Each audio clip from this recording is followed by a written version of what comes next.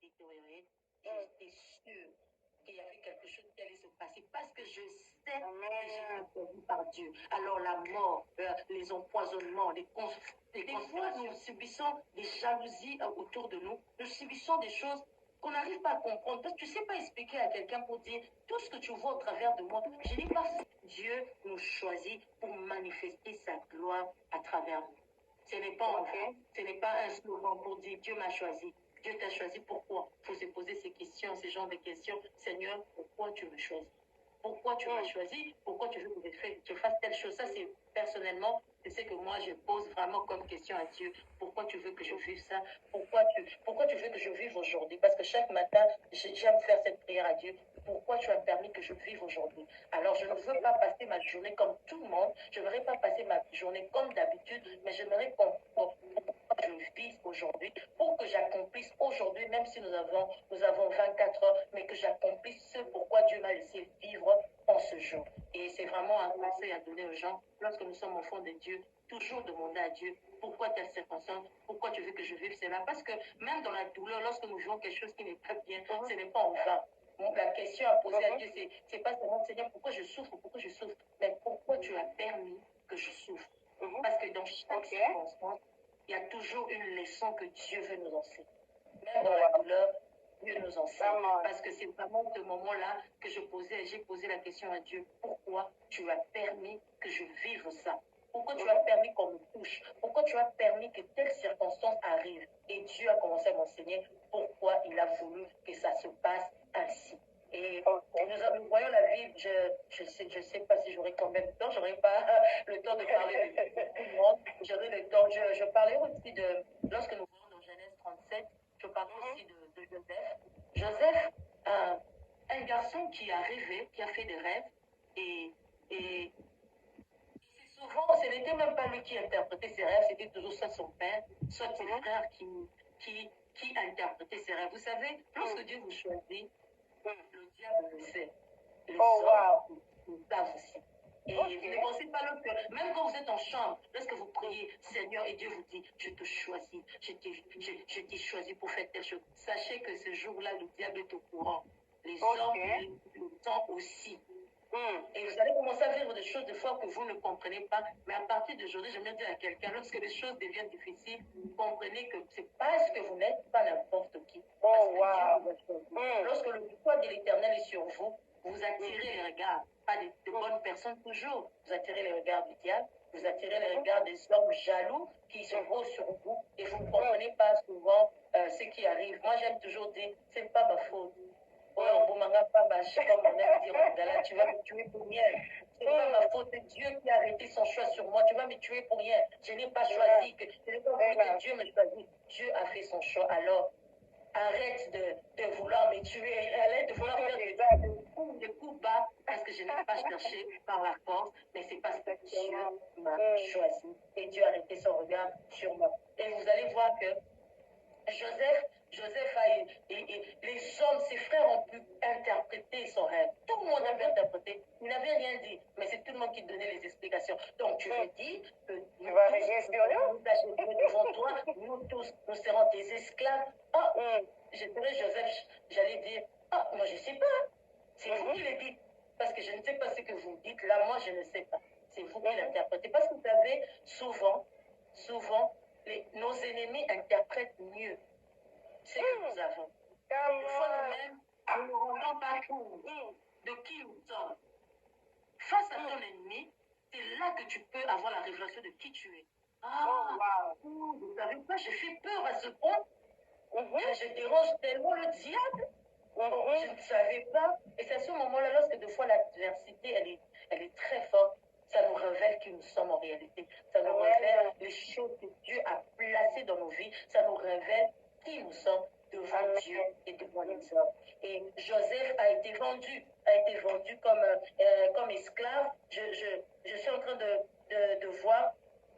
Je suis en train de voir Genèse 37, 18 à 19. La Bible dit, ils le virent de loin. Là, on parle des frères de Joseph. Ils le virent de loin. Et avant qu'il soit près d'eux, ils complotèrent de le faire mourir. Vous savez, les gens peuvent faire des conspirations.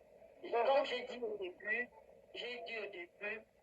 Dieu m'a beaucoup enseigné par rapport à la circonstance que j'ai vécue, de très difficile, j'ai failli mourir.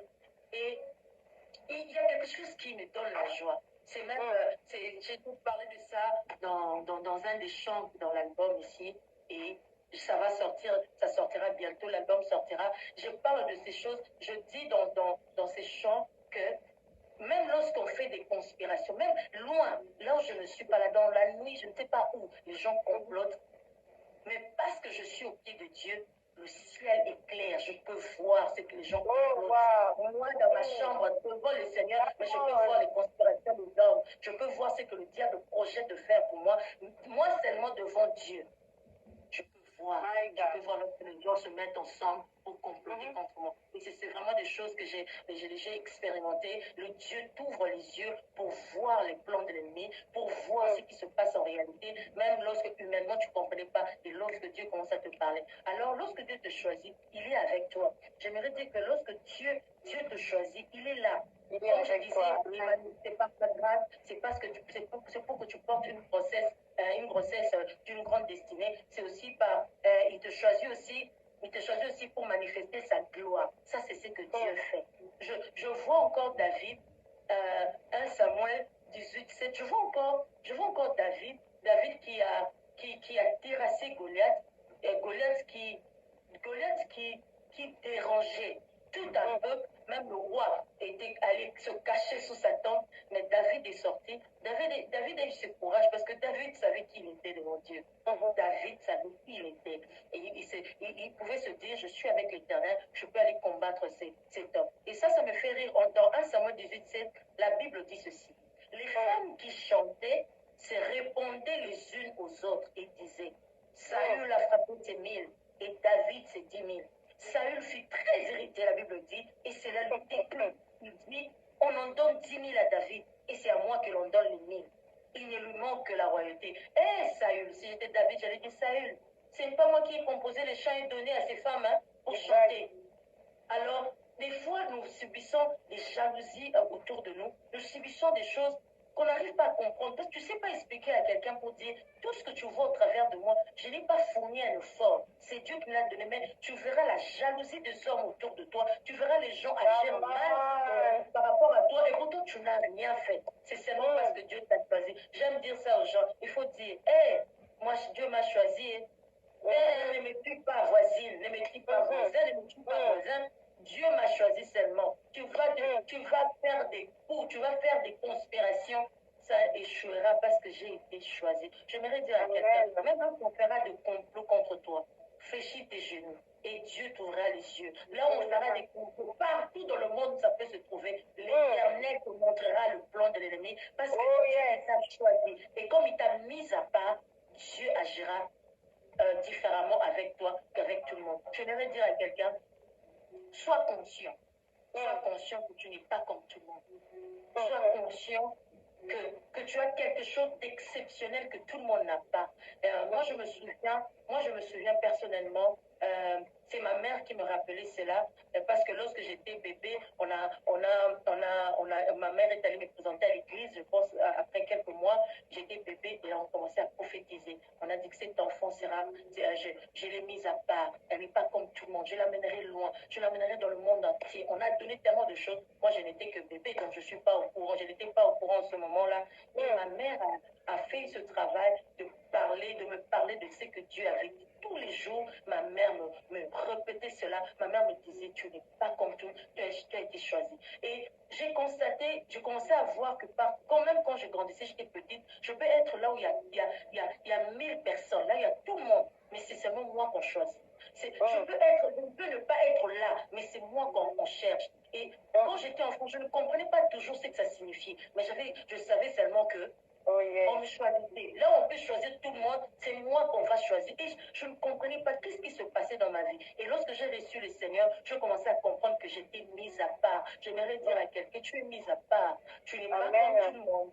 Alors, c'est pas seulement la joie de savoir qu'on est mise à part, sachant que lorsqu'on est mise à part aussi, on n'agit pas comme tout le monde.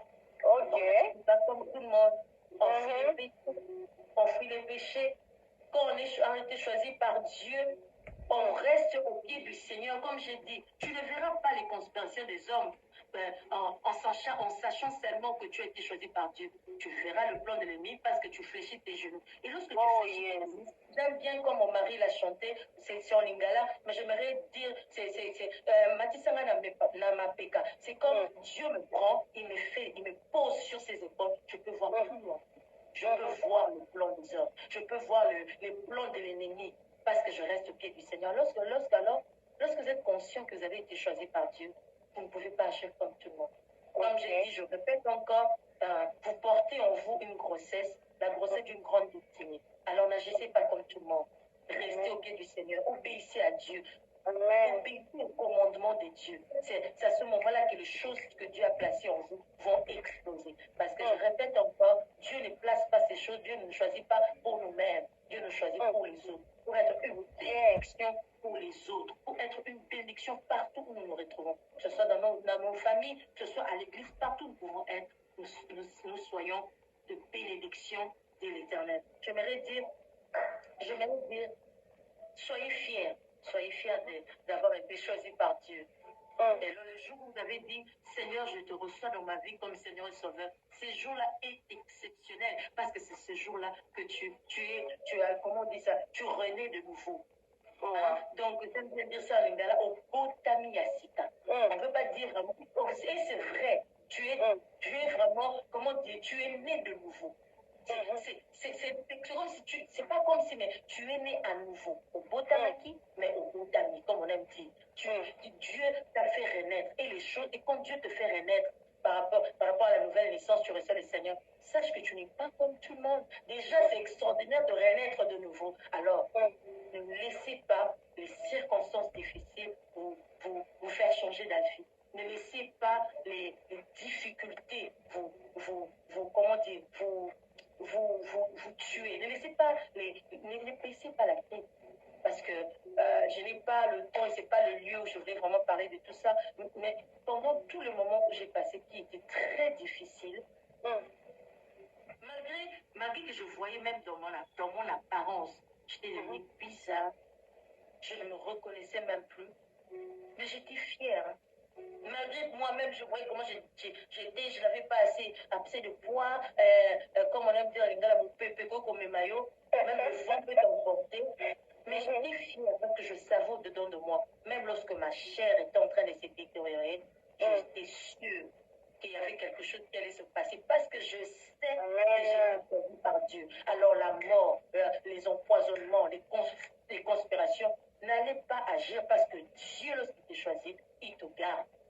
Lorsque Dieu te choisit, il te protège. Alors ne sois pas comme quelqu'un qui est orphelin, qui, quand les choses arrivent, ne sait pas vers qui se tourner.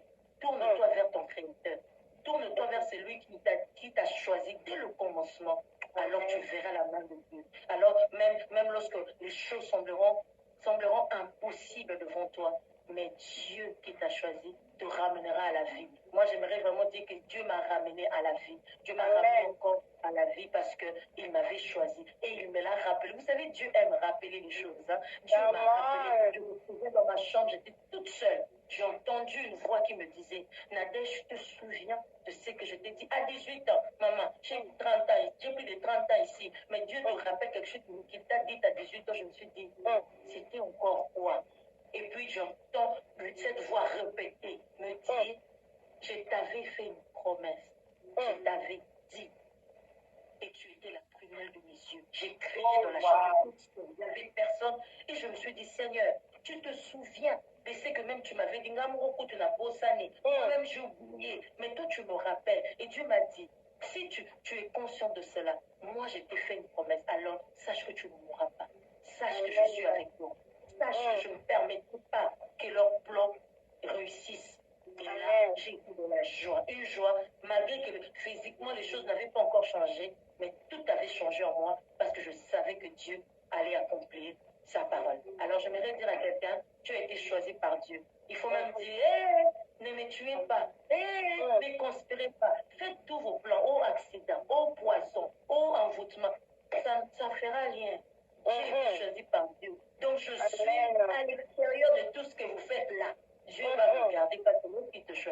te garde, lorsqu'il t'a choisi, il te protège. En tout cas, j'aimerais dire à quelqu'un, ne baissez pas les bras. Soyez fiers d'avoir été choisi par Dieu. Soyez fiers d'être ce que vous êtes. Ne laissez pas les paroles du monde, ne laissez pas les circonstances vous faire, comment dire, ne laissez pas les circonstances vous montrer comme si vous étiez seul. Dieu est avec vous. Il ne laisse jamais. Il n'abandonne pas. Et soyez fiers qu'il vous a choisi. Et il va accomplir de grandes choses au travers de vous. Amen. Pouvons-nous acclamer le Seigneur? Nous sommes fiers d'être le choix de Dieu. Peu importe la tempête, nous sommes fiers d'être choisis par Dieu. Nous ne sommes pas choisis par les hommes, mais nous sommes choisis par Dieu. Celui qui nous a établis par lui seul.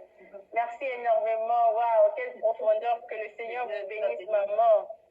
Mais je voudrais savoir, ceux qui sont choisis et découragés aujourd'hui par rapport à leur situation, et je parle gens qui ont péché, ils ont abandonné la foi, ils ont comment péché, ils se disent non, non, non, je ne suis pas digne de servir le Seigneur, je ne suis pas digne de poursuivre ce chemin de la justice. Quelle est votre parole pour ces genres de personnes? J'aimerais dire, la grâce de Dieu, la grâce de Dieu agit sur nos vies, nous tous. Sans la grâce de Dieu, aucune personne ne pouvait être sauvée. Alors ne pensez pas que le péché que vous avez commis, c'est le diable qui vous fait croire que Dieu ne pourra jamais pardonner ce genre de péché que vous avez commis. Ça, c'est le diable. Et sachez que le diable, c'est le père du mensonge. Dieu a ses deux grands ouverts pour vous accueillir. Peu importe ce que vous avez fait, peu importe ce que vous aviez été, mais si vous prenez seulement la décision maintenant dans votre cœur de recevoir le Seigneur, de demander pardon, de recevoir le Seigneur de recevoir Jésus comme votre Seigneur et Sauveur, vous commencez une nouvelle vie avec le Seigneur. Donc, il n'est pas trop tard. Retournez-vous seulement vers le Seigneur et vous allez voir que tout va commencer à nouveau. C'est bonne chose. Amen.